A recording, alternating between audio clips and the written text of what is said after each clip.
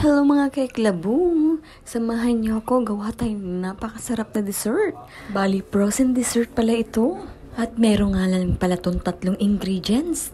Para sa mga ingredients, meron itong mascarpone at saka fresh fruit and chocolate. Bali, pressed strawberry pala itong nilagay ko dyan at na-slice ko na nga siya ng maliliit. Super dali lang itong gawin. Pagsamahin lang natin sila. Yung fresh strawberry at saka yung mascarpone. So ayun na, pag na-mix na natin, ilalagay naman natin siya sa may ating silicone molder. At dahil nga gagawa nga tayo nitong dessert na to, ganyan yung napili kong molder.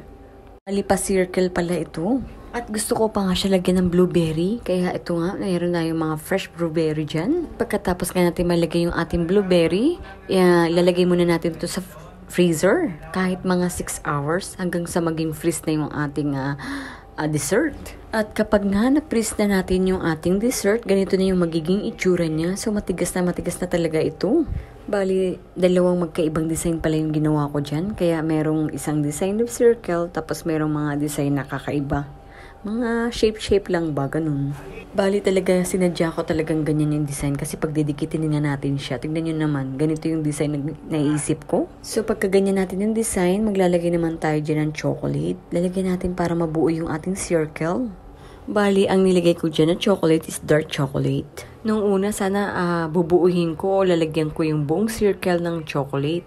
Tapos biglang naisip ko, ganito yung design na lang naisip ko, kaya yan na lang yung nilagyan ko ng chocolate, yung top lang. Pagkatapos ko nga maglagay ng chocolate dyan, bali ibabalik ulit natin ito sa freezer. Kahit mga 1 hour lang para mag-set na yung ating chocolate dyan. At tignan nyo naman tong isang design. Ang cute nilang tignan, di ba? May mga shape talaga. By the way, yung lasa pala nito is para siyang creamy yogurt. Ganun. Pero hindi siya maasim. Mas mild yung lasa niya.